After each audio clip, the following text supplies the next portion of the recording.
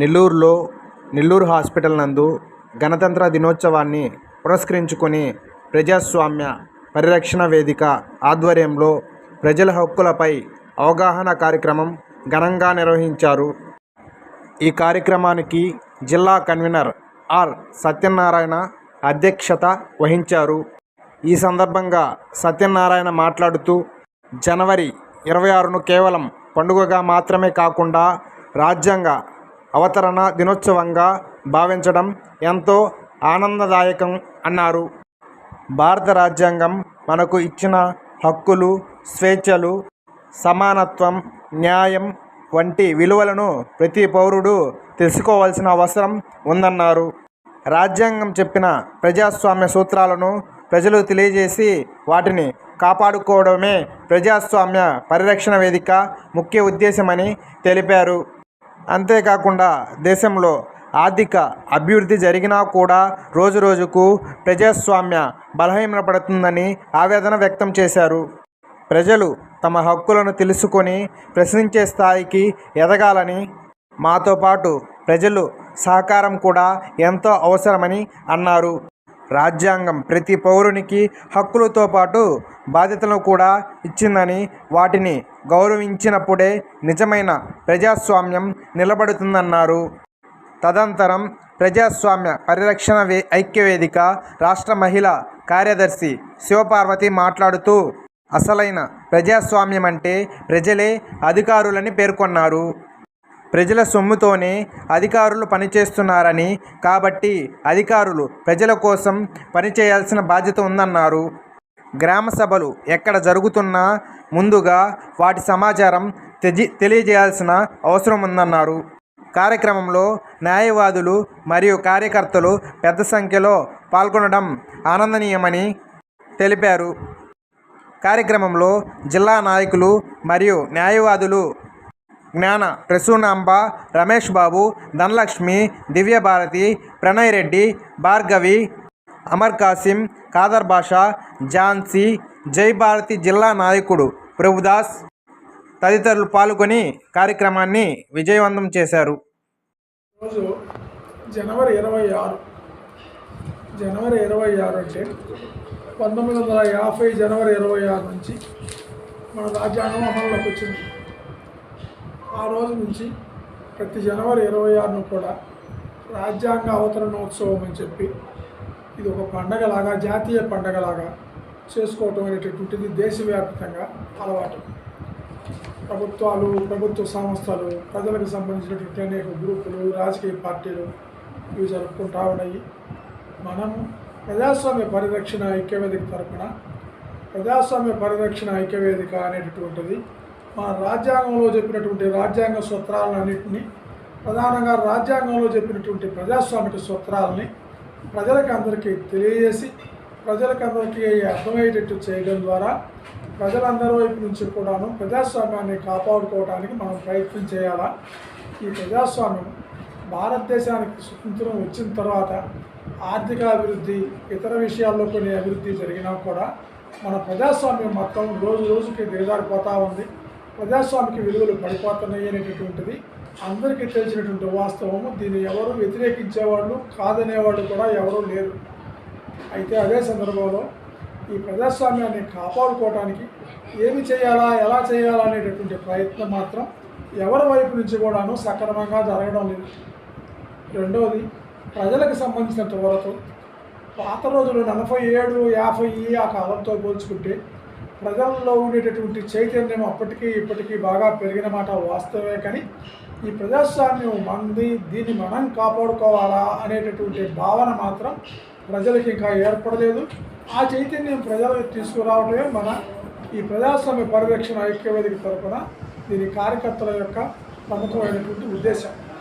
దాంట్లో భాగంగానే ఈ రాజ్యాంగం ఏంది, రాజ్యాంగ సూత్రాలు ఏంది, ఈ రాజ్యాంగంలో ప్రజాస్వామ్యాన్ని గురించి ఏం చెప్పారు, అది ఎందుకు అమలు జరగడం లేదు అనేటటువంటి విషయాలు అన్నీ కూడాను మనం క్షుణ్ణంగా చర్చించుకోవటము, వాటిని సమీక్ష చేసుకోవటం ద్వారా జరుగుతున్న పొరపాటు ఏంది, మనం ఏం చేయాలా, మన కర్తవ్యం ఏమిటి అనేటువంటి విషయం కూడా మాట్లాడుకోవటానికి ఇటువంటి ప్రతి జనవరి 26ను కూడా ఈ ఉత్సవాలను మనం దానికి అనుగుణంగా ఉపయోగించుకోవాలా అనేటటువంటిది ఆ కారణంగానే దానికోసంగానే మనం ఈ రోజునటువంటి ఈ సభ జరపడం జరిగింది. మనం ముఖ్యంగా తెలుసుకోవాల్సిన విషయం ఏంటంటే ఇప్పటి వరకు జరిగిన దాంట్లో భారతదేశం స్వతంత్రం వచ్చే నాటికి అత్యంత పేదరికమైనటువంటి దేశంగా ఉండినా కూడా ఈ రోజున జిఎస్టీ రీత్యా తీసుకుంటే ప్రపంచంలో ఉండేటటువంటి ఎకనామిస్టులు చెప్పిన ప్రకారంగానే ప్రపంచంలో ఇండిపెండెంట్ సంస్థలుగా ఉండేవాళ్ళు వేసిన అంచనా ప్రకారంగానే మన దేశం 4వ స్థానానికి వచ్చింది ప్రపంచంలో. ఆర్థికంగా ఇంత అభివృద్ధి అయినటువంటి దేశం ఇతర విషయాల్లో చూసుకుంటే పర్ క్యాపిటా ఇన్కంలో దాదాపు 130వ స్థానంలో ఉంది పర్ క్యాపిటా ఇన్కంలో. అదేవిధంగా పేదరికంలో కూడాను అత్యంత దిగజారిన పరిస్థితుల్లో 111-112వ స్థానంలో మన దేశం ఇప్పటికి కూడా పేదరికంలో ఉంది. కాబట్టి మనం తెలుసుకోవాల్సినటువంటి ఒక వాస్తవం ఏంటంటే ఈ దేశం ప్రపంచంలో 4వ దేశంగా ఆర్థిక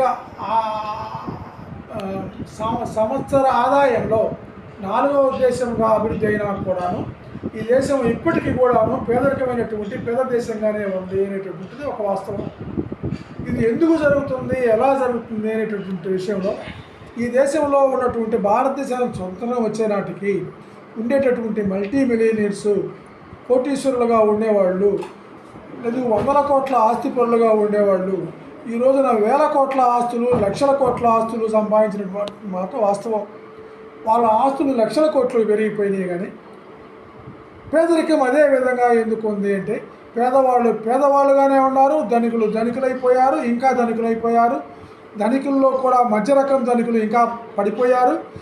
ధనికుల్లో ధనికులుగా ఉన్నటువంటి అత్యంత శక్తివంతులైనటువంటి ధనికులు విపరీతంగా పెరిగిపోవడం జరిగింది. ఎందుకు ఇది జరిగింది అనేటటువంటి దాంట్లో మన ప్రభుత్వ కర్తవ్యం కూడా ఉన్నటువంటి ప్రభుత్వ కర్తవ్యము, ప్రభుత్వ బాధ్యతను కూడాను మనం దీంట్లో చూడాలా. మొదటిది,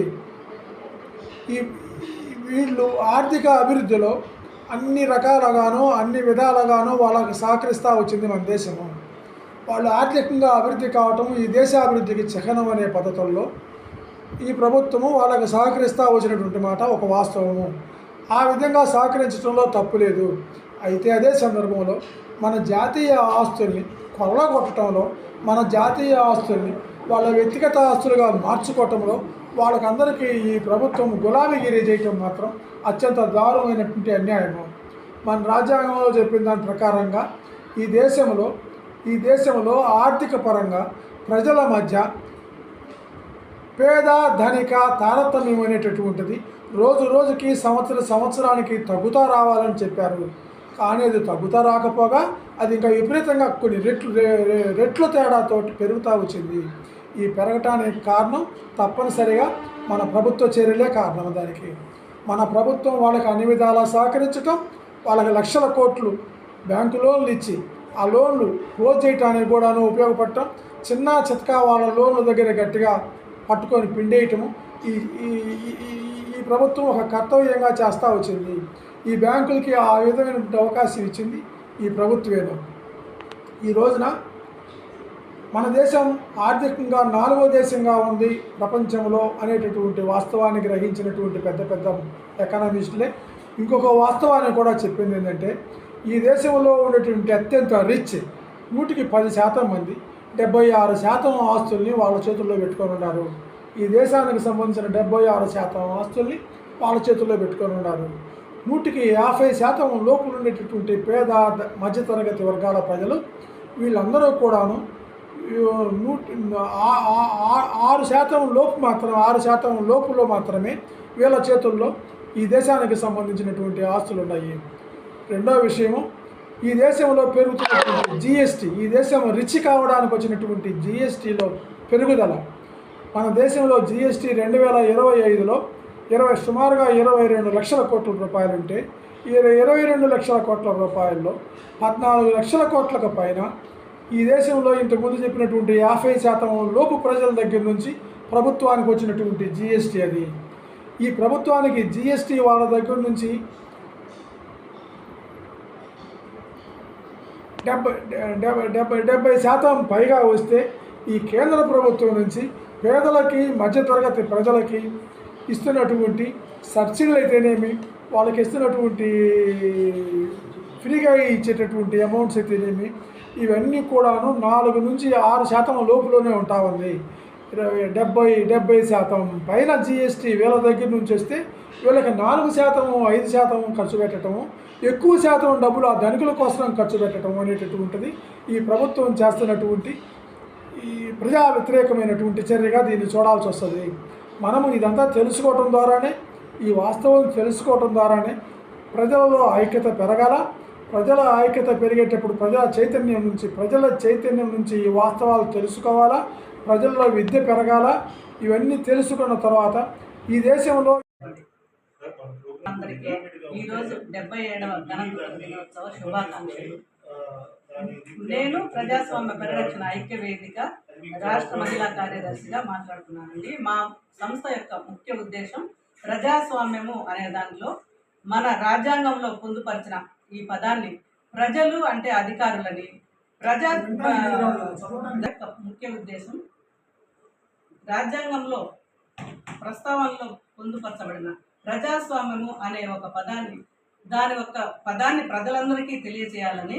ప్రజాస్వామ్యం అంటే ప్రజలే అధికారులు, ప్రభుత్వంలో పనిచేసే ప్రతి ఒక్కరూ ప్రజలకు సేవ చేసేవారే అని తెలుపబడింది రాజ్యాంగంలో.